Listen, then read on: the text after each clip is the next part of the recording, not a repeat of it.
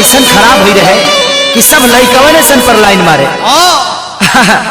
और जब एगो लड़का हमारा खानी मिलल तो गलत भी ओहो ये तो लाइन दोसर लगता लाल बाबू जो घेटिंग बा लड़कवा कहता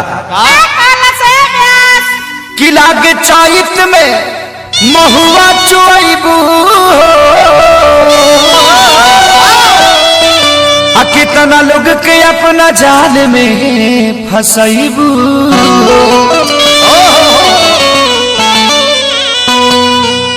कि तोहरा रोहन सबोहन तो हो जाई धान हो कि कतना लोगवा के घर के चूल्हा तू जरइबू हो गई ना सब कहूं पर भारी कि लोग खोज ना जानाया रगड़े देहिया से पाया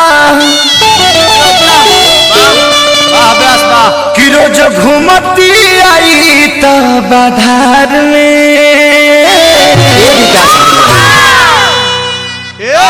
तब भतार खातिर मोरे कुआर में भतार खातिर मोरे कुआर में लोग खोजे ना जानाया रगड़े देहिया से पाया लोग खोजे ना जानाया रगड़े देहिया से पाया रोज घूमती आई तो बाधार में भतार खातिर मोरे कुआर में भतार खातिर मोरे कुआर में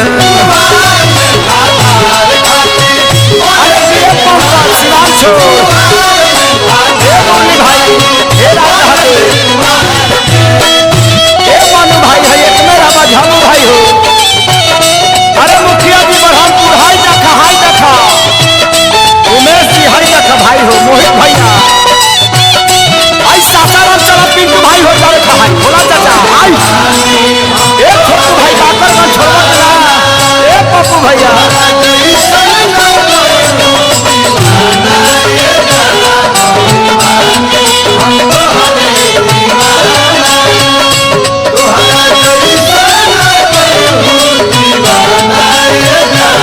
अंकित मोबाइल राजेश बाबा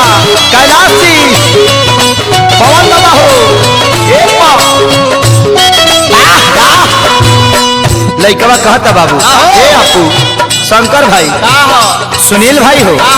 अरे खाली बुकिंग करवा का लड़कवा का कहता लागता छलक जाई एकर जवानी ऐसन बुझाता एकर खत्म बा कहानी ये सुनी भैया हाय देखा तो मां जाना के माथा बैठा देला आ टिकट तो करा का तू राजा हो गई रहू एकदम धक्का धक मुंबई के सारा इवेंट भी छाप लागत छलक जाई एकर जवानी ऐसन बुझाता एकर खत्म बा कहानी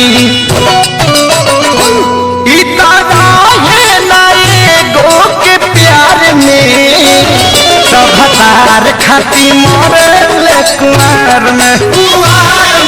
भतार खातिर मोरल कुआर में अरे मिठू सिंह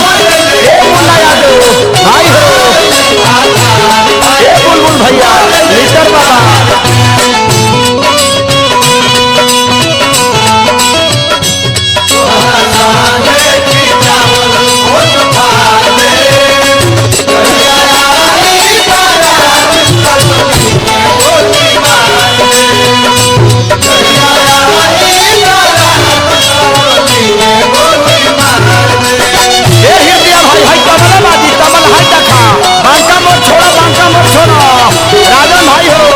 बड़ी लॉज मौज करता रहा प्रिंस के साथ लड़का कहता कि सोनुओं के फसेबू का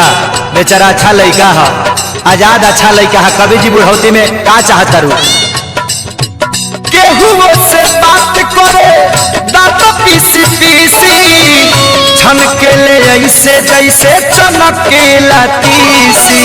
ए हो गाय संठू अदेश के संगे आई दशरथ के समस्त सातपुर बाजार में लाहे लाहे खतरा घोटा घोटा आदि शक्ति के गाना डाउनलोड कर विकास भैया हम देखा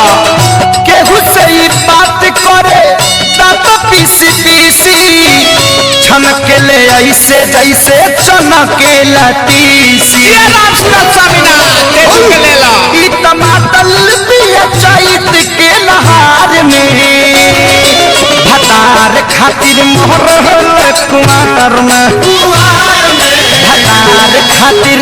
मरल कुमार में।